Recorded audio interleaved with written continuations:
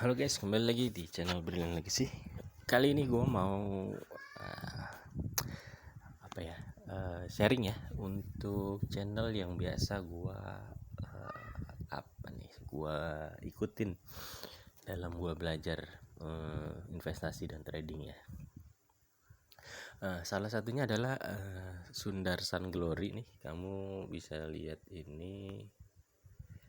Nah, di sini dia itu spesialis saham IPO sebenarnya ya. Jadi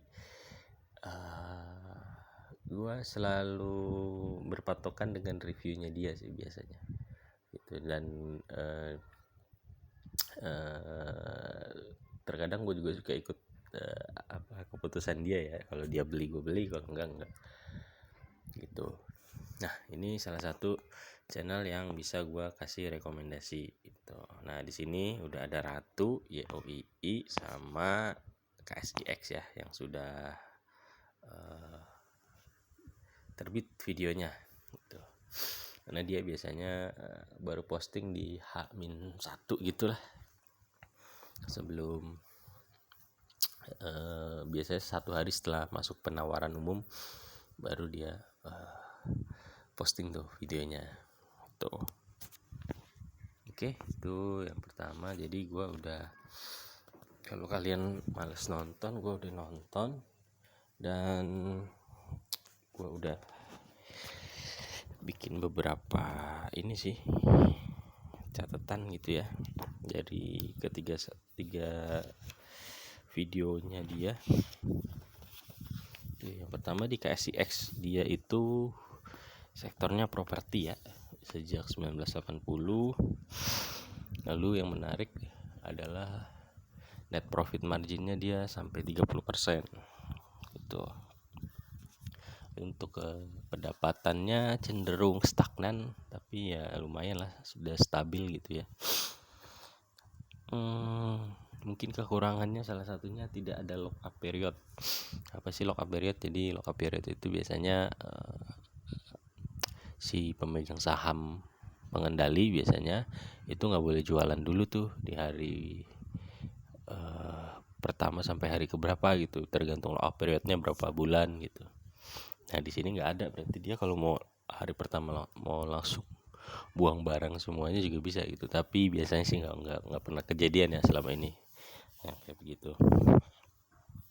Lalu yang menarik adalah di struktur pemegang sahamnya itu, kalau digali lebih dalam lagi itu ada kepemilikan pengendalinya KBLF dan pengendalinya Mika gitu ya. KBLF itu Kalbe Farma, Mika itu Mitra Keluarga. Itu saya agak senang gitu ya kalau sebuah perusahaan di belakangnya ada konglomerasinya gitu. Biasanya jadi faktor X yang bisa bikin sahamnya naik gitu, kayak saham-sahamnya Pak PP itu kayak gitu. Lalu yang menarik lagi, sahamnya cuma dilepas itu masih ke publik ya, cuma 15% ya gitu, nggak terlalu banyak. Saya biasanya kalau masih di bawah 20% tuh cukup menarik lah gitu. Underwriternya AI lah, kalau kita cek track recordnya bagus ya, setidaknya di 2023 sama 2024 dia itu mengawal saham IPO di hari pertamanya itu nggak pernah ada yang close merah gitu ya. Jadi ya semoga di saham KSX ini seperti itu juga ya gitu. Minimal close hijau ya kan, karena strategi kita nanti kita jual di hari pertama gitu. Nah, yang menarik lainnya ini banyak banget yang menarik ya. BBV-nya tuh masih kecil ya gitu. Range-nya antara 0,53 sampai 0,76 gitu, masih di bawah 1. Lalu PER-nya juga di range 8 sampai 12 gitu. Secara valuasi cukup murah ya gitu, karena biasanya saham-saham IPO itu sih di awal aja udah dihargain mahal gitu. Kalau ini enggak. Itu yang bikin menarik. Yang kedua ada YOII. YOII itu di Nah, NIOI ya. NIOI itu dia sektornya di asuransi ya. Asuransinya umum lah, banyak gitu. Malah yang agak high risk malah dia ngambilnya gitu ya. Itu lumayan jadi pertimbangan ya. Kalau asuransi yang di high risk itu ya high risk high return lah biasanya. Cuman kan kalau kita lihat kondisi sekarang gitu ya, yang gimana ya, kayaknya kurang stabil gitu ya, karena banyak perang di mana-mana. Nah itu bisa bisa berbahaya lah gitu kalau dia ngambil asuransi yang high risk gitu, seperti itu. Nah dia itu sejak tahun 1988, udah lama juga ya. Lalu produk asuransinya itu ya tadi ya, banyak yang high risk. Lalu secara pendapatan kurang menarik gitu ya, tidak stabil beberapa tahun, sempat rugi, dan 2 tahun terakhir ini baru cuan gitu ya. Cuannya juga kalau dari net profit margin itu kurang dari 10% lah gitu. Oke, lalu yang kurang menarik lagi tuh pemegang sahamnya terlalu banyak gitu. Ada beberapa pengendali lah gitu. Nah itu kan masing-masing kita nggak bisa prediksi ya gitu, dia akan apa tujuannya gitu di depan, apa dia setelah listing ini mau jadi exit strategi kan. Jadi dia bisa jualin saham-saham yang dia punya. Nah bisa juga tuh kalau terlalu banyak, kita nggak bisa prediksi gitu masing-masing orangnya. Lalu yang berikutnya ya, ini yang cukup menarik, dia hanya lepas sekitar 12% ya gitu. Padahal dia itu ada di masuk papan pengembang itu biasanya minimal 20% tuh harus di lepas ke publik gitu. Nah ini nggak tahu kenapa cuma 8%, cuma 12% gitu ya. Ini menarik, jadi saham yang beredar kan dikit ya. Kalau orang mau goreng juga jadi lebih mudah dan lebih murah lah. Oke, underwriternya dia LS. Track recordnya so-so lah ya gitu. Ya ada yang ARB, ada yang ARA gitu ya. Yang agak mengkhawatirkan itu di GTSI ya, dia ARB berjilid-jilid tuh. Nah itu gimana ya, kalau menurut gue sih kalau memang mau dihindarin yang ini boleh di skip gitu ya. Tapi kalau gue sih masuk semua. Nyoba-nyoba aja.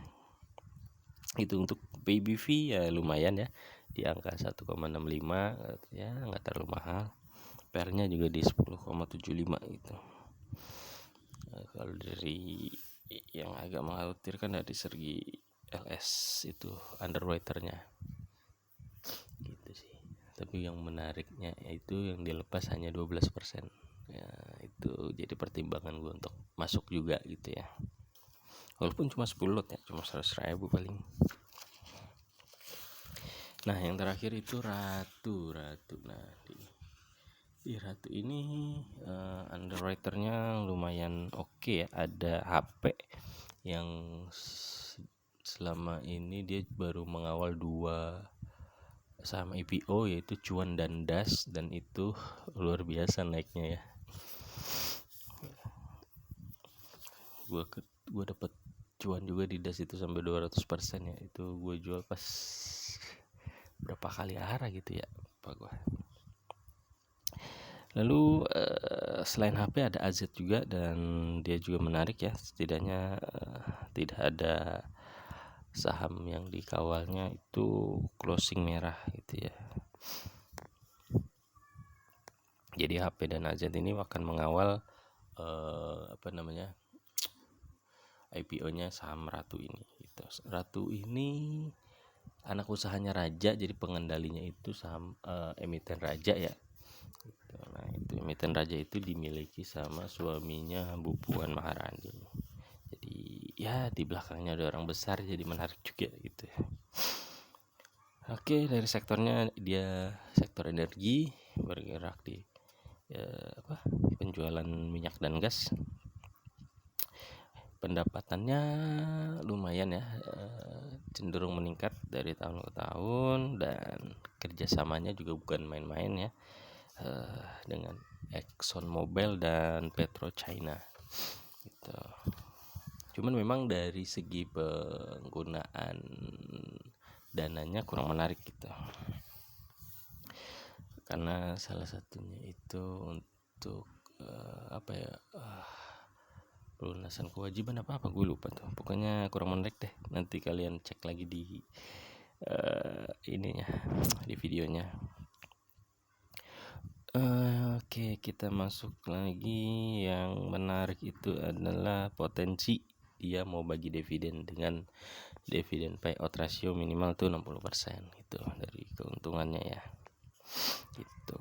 Nah, itu nanti kita lihat ke depannya apa benar gitu. Kalau benar ya lumayan menarik juga ya.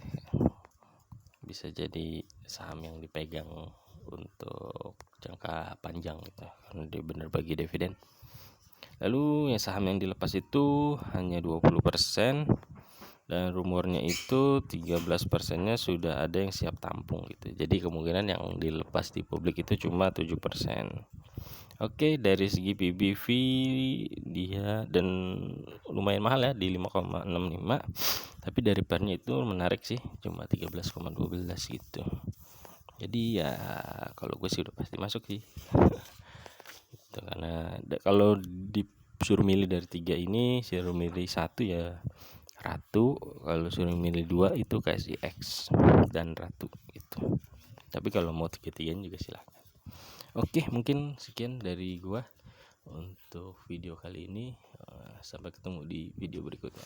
Thank you.